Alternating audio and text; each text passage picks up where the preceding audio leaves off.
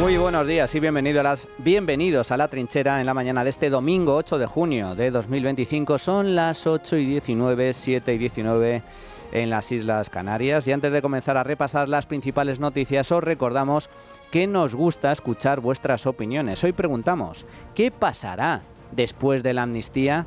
Podéis participar a través del número de WhatsApp al que nos podéis enviar vuestras notas de audio. En nuestro espacio de tertulia iremos escuchando vuestras opiniones. El teléfono es el 689 33 74 44. También podéis opinar y contactar con nosotros a través de nuestra cuenta de Twitter, @trincherallamas. Además, os recordamos que tenéis disponible la playlist de La Trinchera con todas las canciones que suenan en el programa. La podéis encontrar en Spotify, en la web de radio y en redes sociales. Ahora sí, vamos a repasar la actualidad esta semana con Javier García. ¿Qué tal, Javier? Buenos días, ¿cómo estás? ¿Qué tal, Manuel? Buenos días. En menos de 3 horas, a las 11 en punto de la mañana, aquí en Madrid, en la capital de España, la manifestación convocada por el Partido Popular en contra del Gobierno de España va a dar comienzo. Los recientes acontecimientos que señalan al PSOE como una formación política que maquina por medio de las cloacas para beneficiarse de prácticas antidemocráticas y desacreditar a la Unidad Central Operativa de la Guardia Civil por estar investigando los supuestos casos de corrupción que afectan al entorno del presidente, es lo que han llevado a la oposición a convocar esta manifestación que se espera masiva y donde además aquí en Libertad Digital vamos a hacer un seguimiento completo a partir de las 11 con Juan Pablo Polvorinos, el director de Informativos, pero antes, hasta ahora, cuando pasan 20 minutos de las 8 de la mañana, nos vamos a ir a conocer todos los detalles con Maite Loureiro. ¿Qué tal, Maite? Buenos días. Buenos días. El PP espera reunir a miles de personas en la concentración de esta mañana convocada en la Plaza de España de Madrid a las 11 bajo el lema Mafia o Democracia. Está previsto que intervengan el alcalde José Luis Martínez Almeida y la presidenta de Madrid, Isabel Díaz Ayuso, como anfitriones, y después lo haga Alberto Núñez Feijóo, encargado de clausurar el acto, que no se va a prolongar demasiado en el tiempo para evitar las altas temperaturas previstas en Madrid. El caso de las cloacas del PSOE, el protagonizado por Leire Díaz en rueda de prensa, el apagón, la situación ferroviaria o la falta de presupuestos sitúan al gobierno en serios apuros, de ahí que el PP vaya a salir a la calle para volver a reclamar elecciones, como hicieron el viernes pasado en la conferencia de presidentes y llevan ya tiempo reclamando.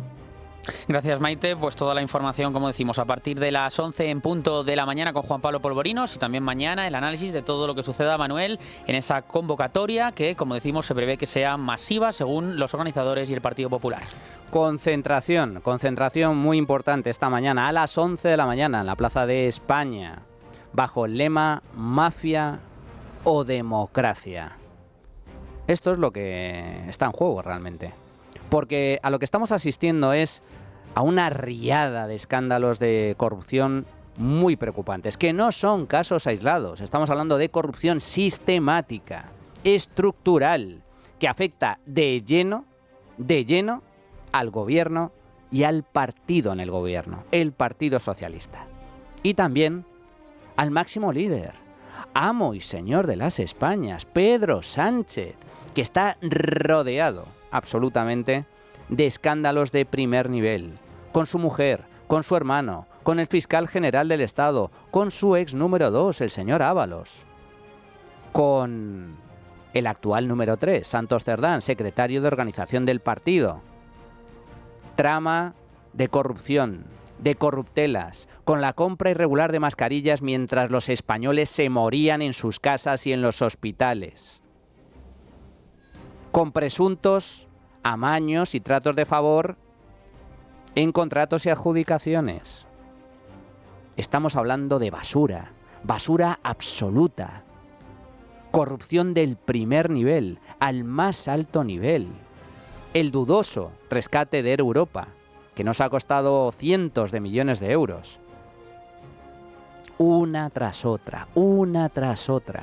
Y sobre todo, lo más preocupante, la reacción del gobierno a esos escándalos de corrupción. Porque en cualquier país serio, cualquiera de estos casos, de forma aislada, y desde luego de mucha menor gravedad, hubiera supuesto la dimisión inmediata, automática, de los ministros, los responsables, los cargos e incluso el propio presidente del gobierno, de forma automática. Y aquí, sin embargo, no dimite ni Dios. Y no solo no dimite ni Dios, sino que encima el partido en el gobierno, que nos desgobierna se dedica a atacar a jueces, fiscales, periodistas y todo aquel que ose criticar al dueño y señor del país. Nos estamos jugando mucho, ¿sí? Nos estamos jugando la democracia de España. Y uno de los escándalos más llamativos y que está protagonizando las portadas de los informativos y de la prensa en estas últimas semanas es todo lo que tiene que ver con la llamada fontanera Leire Díez, que todavía sigue en boca de muchos. Como si se tratase de un avión que ha tenido que aterrizar de emergencia para reparar los daños causados en el aire, Moncloa intenta hacer balance de los daños ocasionados por este caso, por el caso Leire Díez. Los socialistas aún no han conseguido dar una explicación verosímil de todo lo ocurrido. Tampoco la ya ex militante socialista ha conseguido dar una explicación creíble sobre a qué se dedica y que pueda desmentir las informaciones que sí que son objetivas, que se han ido publicando en la prensa y los audios que hemos ido escuchando, como por ejemplo ayer en este programa. Hoy vamos a escuchar más audios en exclusiva de Libertad Digital. Es decir, las informaciones donde se la ve ofreciendo, hablamos de esto, pactos con la Fiscalía a empresarios imputados por casos de corrupción. La estrategia de Moncloa para el control de daños consiste básicamente en desviar la atención de este caso y enfocarla en cualquier otra cosa, pero que no sea el caso Leire y su relación con el Partido Socialista. Esta semana el gobierno, el Partido Socialista, ha vuelto a echar balones fuera, en este caso a través de otra portavoz del Partido Socialista, no de Esther Peña, sino de Emma López, que es la secretaria de Economía del PSOE. Creo que el Partido Socialista da siempre explicaciones e insisto, quienes hoy deberían dar explicaciones es el Partido Popular sobre qué va a hacer con ese pacto de vivienda, que creo que es algo que le interesa muchísimo más a los españoles y a las españolas que todo el ruido. No solamente Emma López se ha pronunciado esta semana, también lo ha hecho una ministra, Isabel Rodríguez, la ministra de Vivienda, asegura que la existencia de los fontaneros del PSOE es por culpa del Partido Popular. Un esperpento muy ionizado por el Partido Popular. Muy lamentable que el partido que todavía hoy está enjuiciado por la Kitchen sea quien se haga aladid de la transparencia, de la lucha contra la corrupción. Oiga, primero depuren sus responsabilidades. Pero los problemas se le acrecentan, como decimos, a los socialistas pese a intentar echar balones fuera y culpar al Partido Popular. Esta semana Libertad Digital ha publicado varios audios en exclusiva que son muy importantes. En la grabación a la que ha tenido acceso esta casa, el exjuez y actual letrado Luis José Sáenz de Tejada, que integra el grupo clandestino del PSOE junto a la citada Leire Díez y el empresario Javier Pérez Dolcet, informa sobre sus últimas maniobras pactadas para intentar apartar a la titular del juzgado de instrucción número 3 de Badajoz, es decir, a Beatriz Viezma. Beatriz Viezma, cabe recordar que es la magistrada que está investigando el caso de David Sánchez Pérez Castejón, el hermano del presidente del gobierno. En este audio remitido directamente a la propia Leire Díez, Sáenz de Tejada asegura que ya le ha enviado la documentación de la denuncia que va a presentar contra varios jueces de Badajoz, entre ellos la juez Viezma, con el objetivo de acabar, dinamitar el caso del hermano de Pedro Sánchez. Buenas noches, Leire. Bueno, os comento, ya te lo he enviado. He insertado los documentos a los que aludo para no mandarlo todo por el correo, que tampoco tiene sentido. Cuando se presente la denuncia, pues se adjuntarán.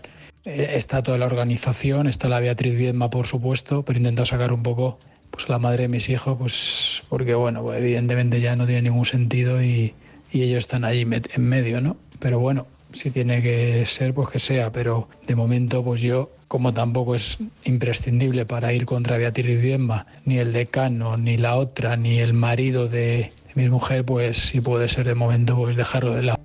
Y a esto se dedica el Partido Socialista. Ante esto, la asociación Hazte Oír ha presentado una querella contra Leire Díez y el abogado Luis José Sáenz de Tejada por delitos de revelación de secretos, estafa procesal, cohecho y tráfico de influencias. Hazte Oír está personada, hay que recordarlo, como acusación popular en el procedimiento del hermano de Pedro Sánchez. Pero esta información, este audio, no es el único relevante que ha publicado Libertad Digital.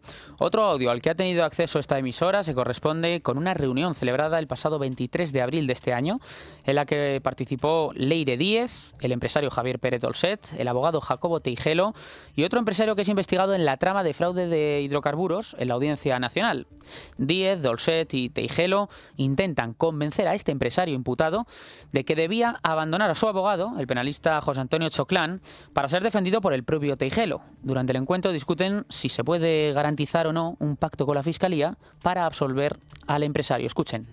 Y eso mismo que tú le estás diciendo, que le pregunta a Choclán, que es una pregunta obvia porque es una pregunta trampa para ver hasta dónde él está dispuesto Choclán a mojarse, cambiándose de abogado porque no lo puedes hacer tú.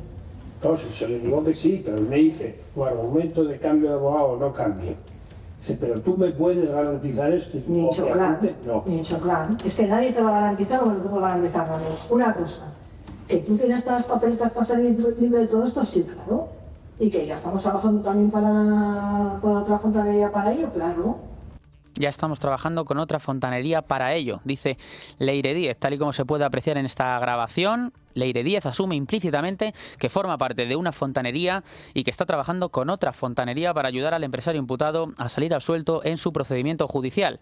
No obstante, Díez, eso sí, no lo hemos escuchado, no aclara en la conversación cuál es esa otra fontanería, pudiendo tratarse de otra célula de la cloaca del propio Partido Socialista dirigida por Santos Cerdán o incluso otra fontanería de la Fiscalía.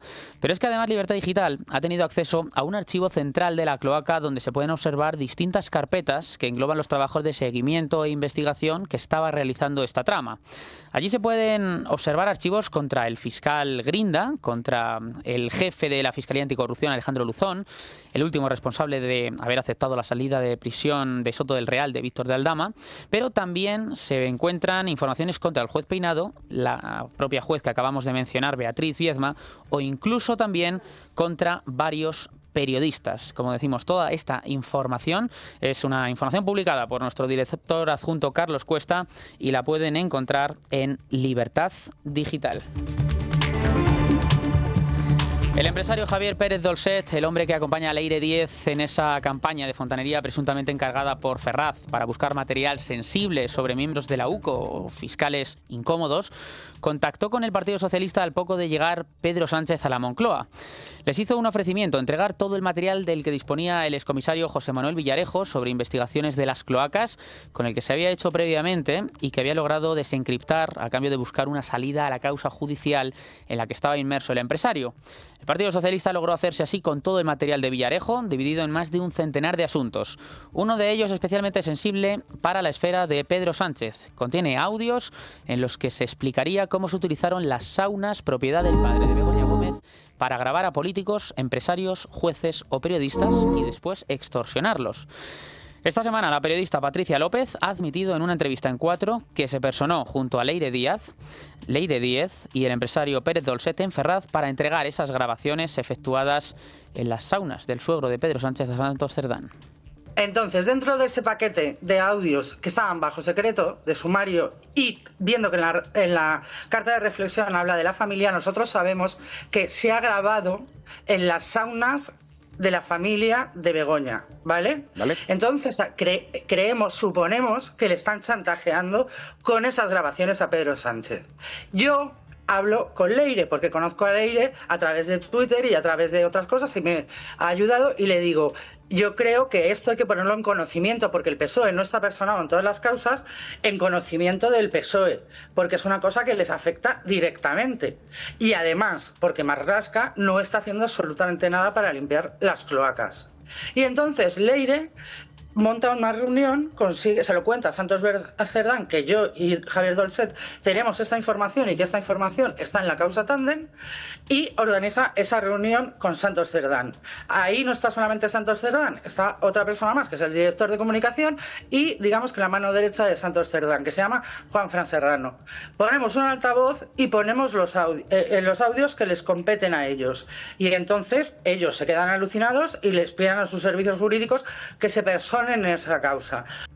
Pues esta es otra de las informaciones de esta semana. Por cierto, cabe recordar, Manuel, que una de las dimisiones que dejó ya este caso fue el del número 2 del Ministerio del Interior, Rafael Pérez, y esta semana el Boletín Oficial del Estado ya ha publicado el nuevo nombramiento de Aina Calvo, que es la nueva secretaria de Estado de Seguridad.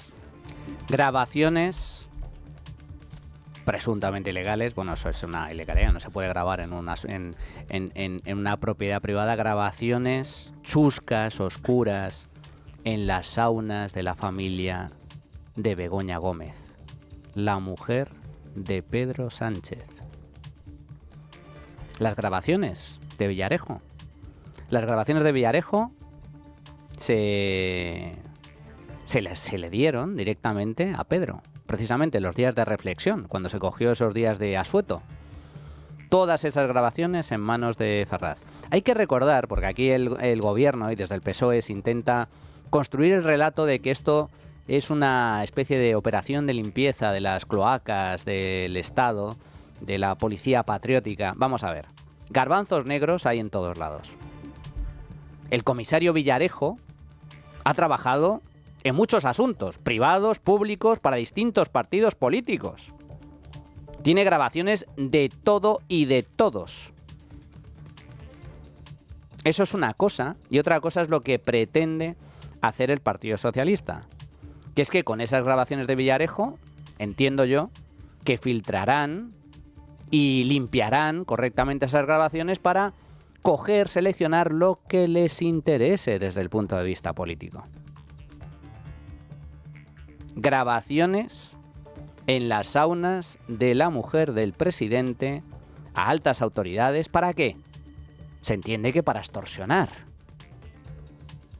Esa es la basura.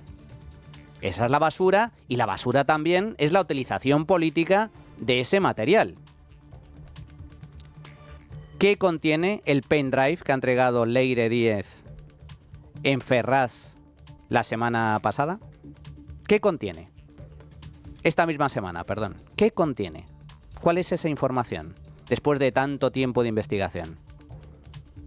Información que raudos y veloces los socialistas han enviado a la Fiscalía General del Estado.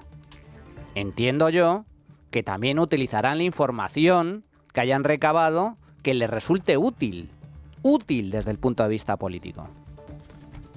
Y eso no es cloaca, y eso no es basura. Es todo un escándalo tremendo. Y lo que estamos viendo poco a poco, a cuentagotas, con distintas grabaciones, es esa estrategia política urdida desde Ferraz para intentar dinamitar, desactivar las causas judiciales en curso relacionados con los escándalos del PSOE. Como por ejemplo el ofrecimiento a empresarios imputados en la trama de hidrocarburos de servicios jurídicos, por amor al arte, a cambio de que dejen a su actual abogado, Choclán, que es el abogado de Víctor de Aldama. Aquí esto es muy sencillo.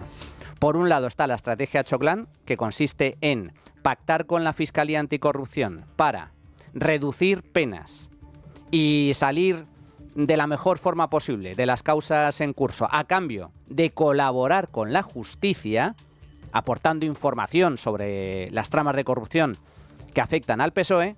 Y luego está la estrategia del PSOE, que consiste en no pactes con la Fiscalía Anticorrupción, pacta conmigo, pacta con el Partido Socialista, me das información que a mí me pueda servir para anular las causas y yo a cambio te consigo un trato de favor con mis fiscales. ¿Esto no es asqueroso? ¿Esto no es indecente? ¿Esto no es inmoral? Esto es la España sanchista, esto es el Partido Socialista. Esto son las cloacas de Ferraz. Esta es la basura que nos gobierna.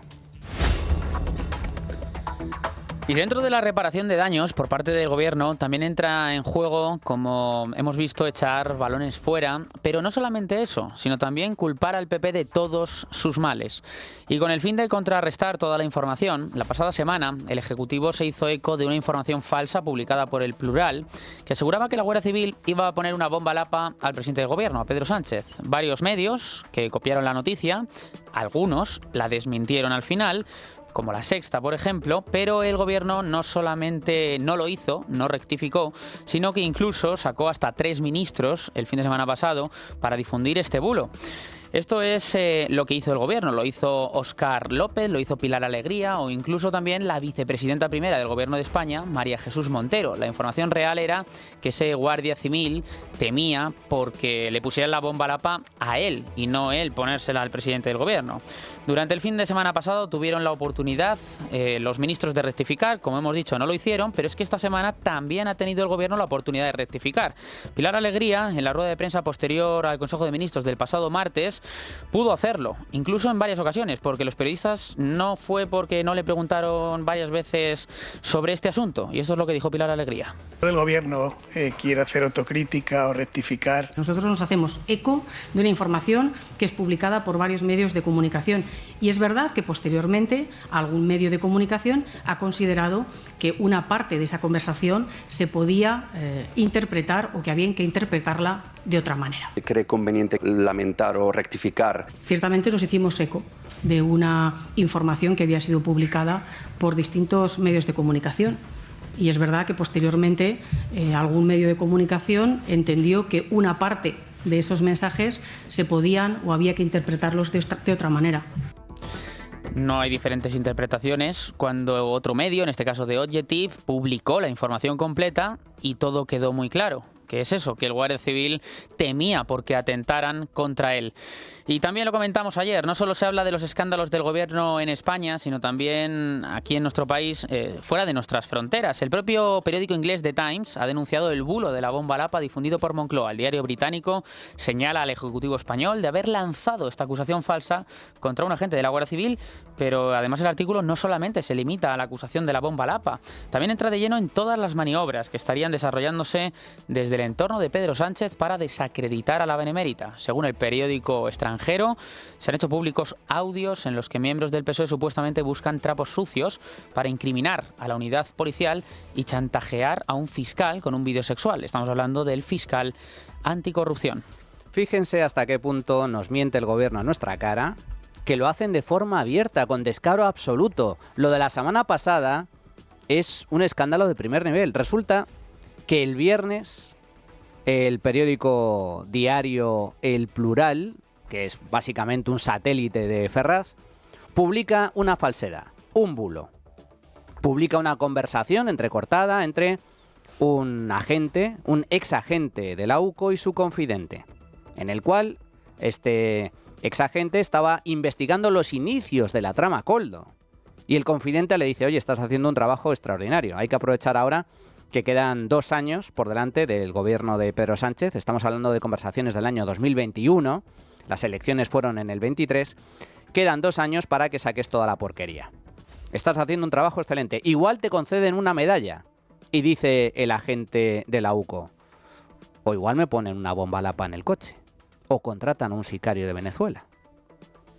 Esta fue la conversación real. El Plural, o casualidad, borró algunas de esas frases, por lo tanto daba la sensación de que el agente de la UCO se estaba refiriendo a una especie de magnicidio, atentado contra el presidente del gobierno. Pero era justo lo contrario. El agente lo que temía, de forma más o menos jocosa, se entiende, es que le pusieran una bomba a él por investigar la corrupción socialista. Que esto no es una película de la mafia. Que esto no estamos hablando del Padrino, que estamos hablando de la vida real. Pues esta es la vida real, amigos. La realidad superando a la ficción. El bulo se desmonta. Lo desmontan 2 periodistas en The Objective. Ketty Garat, Teresa Gómez. Y dicen, oye, que no. Que esto no es así. La conversación completa es esta. ¿Y qué hace el gobierno? Salen en tromba 3 ministros a decir que hay un agente de la UCO que pretende atentar contra el presidente. Y lo repiten 3 veces. A pesar de que es mentira, que ya se sabía que era mentira. Y nos mienten en nuestra cara. Nos escupen a la cara. Y algunos, los votantes socialistas, sonríen. Qué vergüenza, ¿no? Esta semana se le solicita al gobierno que rectifique, porque es evidente que ha mentido. ¿Rectifica el gobierno? No, hombre, no. ¿Cómo va a rectificar? Pelillos a la mar. La cuestión es que este tipo de escándalos, que hasta ahora digamos que pertenecían al ámbito doméstico, han ya traspasado todas nuestras fronteras. Son noticia a nivel internacional. Sánchez, sus casos y escándalos de corrupción y las mentiras y el ataque contra el Estado de Derecho y la democracia ya son noticia internacional. España es la enferma de Europa. España es noticia por la corrupción, el ataque al Estado de Derecho, la amnistía, el ataque a la prensa, las mentiras.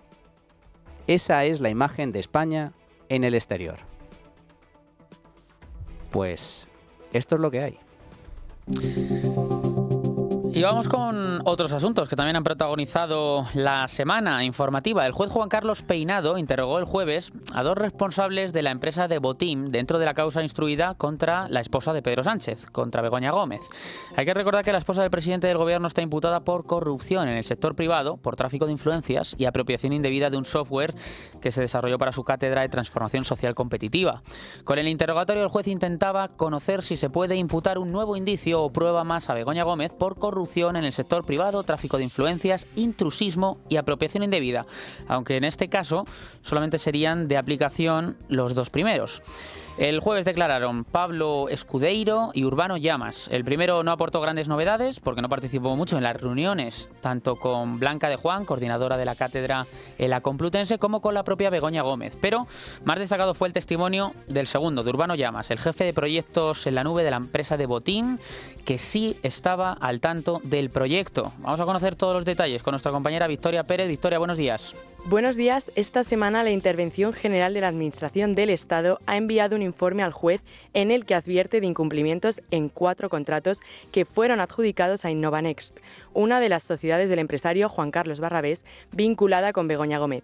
Contratos que, según decía la defensa de Begoña, no existían. Saben que el objeto de este procedimiento es su posible intervención en unos procesos de licitación pública que fueron adjudicados a las empresas del señor Barrabés. Mi cliente ha explicado que nunca conoció la existencia de esos procesos de licitación pública, que nadie le pidió ninguna intervención, que por supuesto no intervino en absoluto y es más, no llegó a tener conocimiento de que habían sido adjudicados. La cátedra de Begoña sigue dando de qué hablar, ya que esta semana se ha sabido que varios proyectos continúan aún activos. Los 2 empresarios de la consultora tecnológica de Botim han ratificado este jueves ante el juez Peinado la existencia de hasta 9.800 proyectos vinculados a la cátedra que generan unos gastos que se siguen pagando, a pesar de que la Complutense clausuró la cátedra el pasado septiembre. Urbano Llamas, jefe de proyectos de Botim, ha explicado que fue Google quien les contrató para desarrollar una parte del software vinculado a la cátedra. Los empresarios han reconocido saber que trabajaban en un asunto relacionado con la esposa de Pedro Sánchez, con la que se reunieron en hasta varias ocasiones. Las declaraciones de este jueves aportan luz al procedimiento judicial abierto contra Begoña Gómez en abril de 2024. Se le acusa ya de presunto tráfico de influencias en favor de empresarios como Barrabés, se investiga su gestión al frente de la cátedra y los 2 másteres que codirigían la Complutense, la presunta apropiación indebida del software vinculado a dicha cátedra y el nombramiento de su asesora personal. Gracias, Victoria. El hermano de Pedro Sánchez también es noticia porque ha presentado un nuevo escrito dirigido a los jueces de la Audiencia Provincial de Badajoz para evitar el juicio por la creación de una plaza en la Diputación pacense. El abogado del músico, el abogado de David Sánchez, Emilio Cortés, ha cargado contra la jueza que ha mandado al banquillo a su cliente, a la que acusa de atribuir a la ligera al actual presidente del gobierno una capacidad de influencia delictiva y de no tener en cuenta los méritos musicales de su hermano, el procesado David Sánchez. También hay novedades, por cierto, respecto a Miguel Ángel Gallardo. Nos vamos hasta Extremadura. Inés Fernández Sesma, ¿qué tal? Buenos días. Muy buenas. Sí, la defensa de David Sánchez ha manifestado que el auto de apertura del juicio es injustificadamente desconsiderado hacia los hermanos Sánchez, hacia su cliente por una supuesta inexperiencia en el desarrollo de su profesión y hacia el presidente del gobierno porque la magistrada habla de relaciones estrechas por parte de él con otros miembros del partido con capacidad para influir en las personas que tenían competencia para crear el puesto de trabajo que finalmente ocupó su hermano. Y por otro lado, en cuanto al aforamiento del secretario general del PSOE de Extremadura, Miguel Ángel Gallardo, el Tribunal Superior de Justicia de Extremadura ha decidido no aplicar por ahora la suspensión urgente que había solicitado la asociación Liberum, aunque deja abierta la opción de aplicar medidas cautelares más adelante. Sin embargo, la asociación ha propuesto que se llame a declarar a la exdiputada regional que entregó su escaño al dirigente socialista y también a los 4 candidatos que renunciaron previamente a ocupar sus puestos en la Asamblea.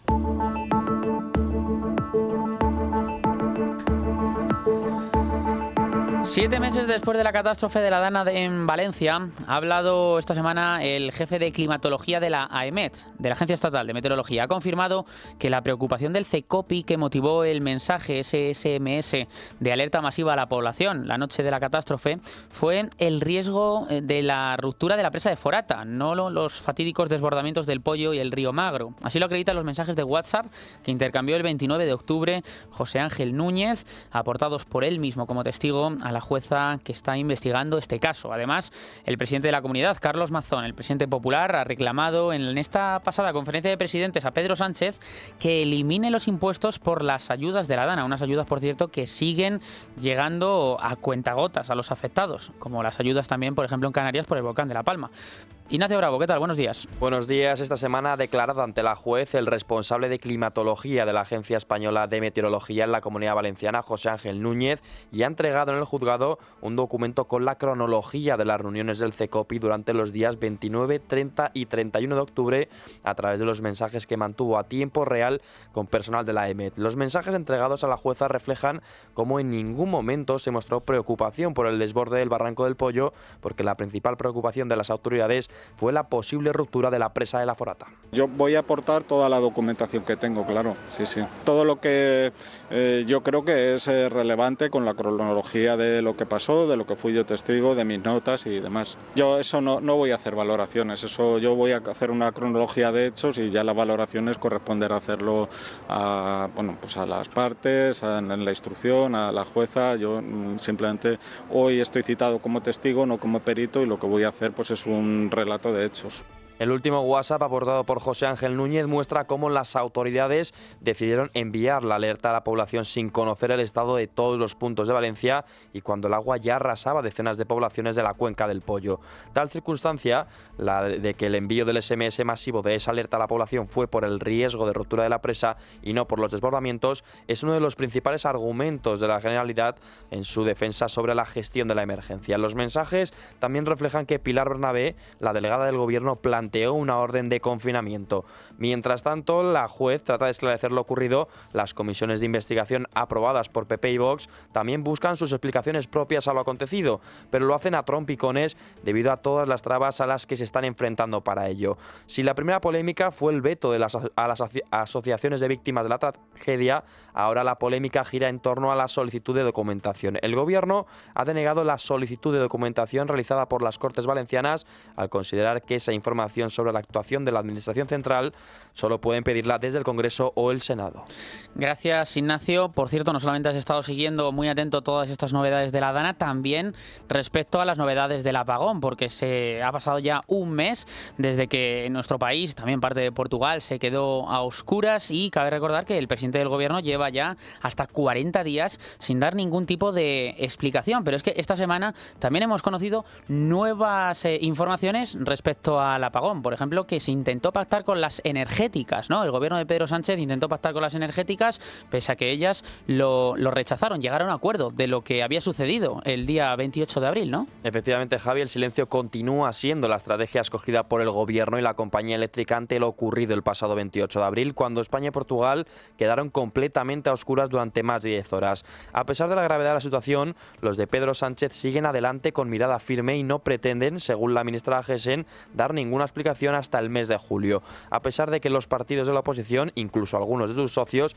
exigen la comparecencia del presidente del Gobierno para aclarar lo sucedido durante el apagón. Mientras tanto, las informaciones no dejan de sucederse. La semana pasada les contamos la información del diario The Telegraph, que aseguraba que el apagón fue consecuencia de una prueba por parte del Gobierno para funcionar al 100% con energías renovables, lo que explicaría la versión de la ministra Sara Agesen de que se encontraba una hora antes del apagón en la compañía eléctrica y esta semana el diario ABC publica ese intento del Ejecutivo para pactar con las compañías privadas y repartirse responsabilidades. Según la información publicada, el entorno de Pedro Sánchez se puso en contacto con Endesa, Iberdrola y Repsol horas después del apagón con el ofrecimiento de un pacto para comunicar la misma versión de lo sucedido. La respuesta de las grandes compañías fue negativa, algo que cabreó al presidente del gobierno y que podría explicar el argumentario socialista de criticar a las entidades privadas por la gestión del apagón. La reacción oficial de las grandes eléctricas se realizó a través de la patronal AELEC, muy preocupada porque aún no existía una explicación oficial del apagón y señalaron directamente a Red Eléctrica. Bueno, pues llegamos al tiempo del análisis, de la firma siempre acertada de Carlos Cuesta. ¿Qué tal, Carlos? Buenos días, ¿cómo estás? Muy buenas, muy bien, ¿qué tal? Bueno, hoy tenemos manifestación, concentración a las 11 de la mañana en la Plaza de España. Además tenemos un programa especial a partir de las 11 de la mañana con Juan Pablo Polvorinos para seguir todo lo que suceda en esa concentración contra el gobierno de Pedro Sánchez bajo el lema Mafia o Democracia. La verdad es que sobran los motivos para manifestarse en contra de Sánchez. Es por ahí por donde vas a tirar tu firma, ¿verdad? Es por ahí porque es verdad que el clima previo a esta manifestación no ha sido el clima habitual de una manifestación. Un montón de gente le escuchabas argumentos diciendo es que no sirve para nada, es que total, es que además está convocado de una manera, es que el viernes previo, es decir, pues este mismo viernes, el Partido Popular se ha ido a una reunión, a la conferencia de presidentes con ellos. Y yo creo que sí que merece la pena explicar las razones por las que yo considero, esto es mi opinión muy particular, pero yo considero que sí que hay que estar en esta y en todas las manifestaciones, las convoque quien las convoque, estemos de acuerdo o no estemos de acuerdo, cuando el fondo y el objetivo de estas manifestaciones es derrocar a una persona que pretende implantar una dictadura. Yo sé que es muy manido el argumento de y si no, no te quejes, posiblemente y si no, no te quejes ya te llega muy tarde. Las cuestiones son las que yo voy a citar ahora por las cuales yo creo que hay que ir. Y yo soy el primero que lo reconozco y lo he dicho públicamente, a mí esta historia de acudir a esa conferencia de presidentes que todos sabíamos que iba a ser un cachondeo, perdón por la expresión, y que se iban a reír del Partido Popular, esta historia de yo te amplío el número de temas que vamos a tratar, sí, pero si te han dado una hora. Salían literalmente por persona y tema a 18 segundos. ¿Qué vas a discutir? Sobre el caos ferroviario, ¿qué vas a discutir en 18 segundos? Pero dicho eso, me da olímpicamente lo mismo los antecedentes. La cuestión es lo que nos estamos jugando. Y por eso, pues bueno, pues adelante con las razones para ir a esta manifestación, repito, y a cualquier otra. La primera de ellas, la calle es importantísima, es muy importante. Por muchas noticias que estemos publicando nosotros, que esté publicando la prensa, Sánchez solo se va a ir del gobierno derrotado o condenado. Es muy importante mostrar ilusión para animar al voto al máximo número posible de votantes. No quiero recordar momentos en los cuales se ha frustrado todo, pero las elecciones de julio del 23 efectivamente pasó esto. O sea, independientemente de otras cuestiones, pasó que hubo un montón de gente que se confió por el resultado de las municipales y autonómicas. Y seguimos teniendo a Pedro Sánchez en la fase además más agresiva y más grave que hemos podido tener nunca jamás a esta persona. Segundo argumento, porque los jueces, UCO y Fiscalía Anticorrupción tienen que ver que están respaldados por la población, que no van a ser aplastados si Sánchez vuelve a ganar unas elecciones más, que es lo que ocurrirá en caso de que no movilicemos a toda la parte de población posible. Tercero, porque la prensa internacional ha empezado ya a reflejar las barbaridades, cloacas y corrupción de este gobierno, y tienen que recibir una imagen, una fotografía clara de que la población española está cansada de esta situación y que efectivamente vivimos rodeados de corrupción, que las informaciones que están dando, que están ya calando en instituciones europeas, son absolutamente exactas, y que efectivamente de Plumber, como ya le llaman, por la fontanera existe, la fontanera es ilegal, y la fontanera funcionaba bajo orden de un partido que en la reunión fundacional, o mejor dicho, impulsora de esa cloaca, resulta que tenía 3 altísimos cargos del Partido Socialista. Cuarto, porque nosotros mismos, la prensa, también queremos ver que nuestras noticias están calando. Nosotros vamos a seguir cumpliendo con nuestra función de investigación y crítica, pase lo que pase, pero hay otros medios que a lo mejor no, y el respaldo de la gente evidentemente les anima a seguir. Quinto, porque una sociedad sana responde con la crítica a los abusos políticos, no se queda callada ni se queda en casa ante casos como el caso Coldo, Cloaca, Tito Berni, prostitutas en cargos públicos, obras públicas amañadas, rescates multimillonarios sin ningún tipo de explicación y con mediación de la familia presidencial, cátedras regaladas a la mujer del presidente, enchufes al hermano del presidente, etcétera. Una sociedad sana no se queda en casa. Sexto, porque el propio Sánchez tiene que notar que la población no aguanta sus continuos abusos, que esto no es una alfombra, que no puede pasearse por encima de nosotros y pisotear las veces que quiera, y eso exige una respuesta clara. Séptimo, porque el PSOE debe ver que su régimen ha llegado al final, que ha tocado fondo y que población, prensa y justicia no van a parar hasta que paguen por su corrupción y violación legal. Pero repito, prensa, justicia y población. Estamos en una democracia. Sin población no hay voto y sin que se anime ese voto no hay cambio de régimen en este caso, porque esto no va a ser ni un cambio de gobierno. Octavo, último ya, porque España debe volver a unirse en defensa de la Constitución, la libertad y la misma España, la existencia de la misma España. Así que al margen de quién convoque y de cómo lo hagan, etcétera, todos tenemos que ir a todas las manifestaciones. Igual que nosotros no nos preguntamos a quién beneficiamos más con nuestras informaciones, sino a quién tenemos que sacar del gobierno porque está cometiendo ilegalidades. Y esa persona es Sánchez. Por eso yo creo que es un argumentario más que suficiente como para plantearnos, vamos a esta, repito, y a todas.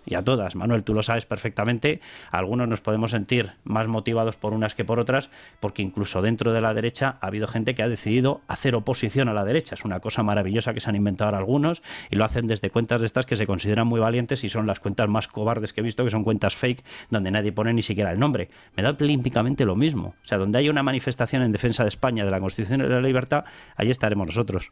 Sobran los motivos para acudir a esta manifestación, como bien comentas, Carlos, en defensa de la libertad, en defensa de España y en defensa de la democracia, porque estamos asistiendo pues a un autogolpe de Estado que va a suponer un punto de inflexión muy preocupante para el futuro del país. Como siempre, Carlos Cuesta, muchísimas gracias, fuerte abrazo. Un abrazo enorme. Bueno, y llegados a este punto, señores, vamos a hacer una pequeña pausa y regresar con el tiempo de tertulia, pero antes un recordatorio, porque Libertad Digital les presenta una magnífica obra de arte para conmemorar su 25 aniversario, una medalla de 9 centímetros de diámetro, realizada en bronce de máxima calidad, con las pátinas efectuadas a mano y presentada en un lujoso estuche, acuñada con mensaje y firma de Federico Jiménez Los Santos y representación del Camino hacia la Libertad, obra creada por el escultor Juan de Ábalos. Una ocasión única de adquirir esta obra creada en exclusiva y de edición limitada para conmemorar los 25 años de esta santa casa de Libertad Digital. Reserve su medalla por solo 195 euros, 170 para socios del Club Libertad Digital en el 91 316 22 42 o en edicionesesculturahistórica.es. Llame ya, 91 316 22 42. La Trinchera de Llamas. Es Radio.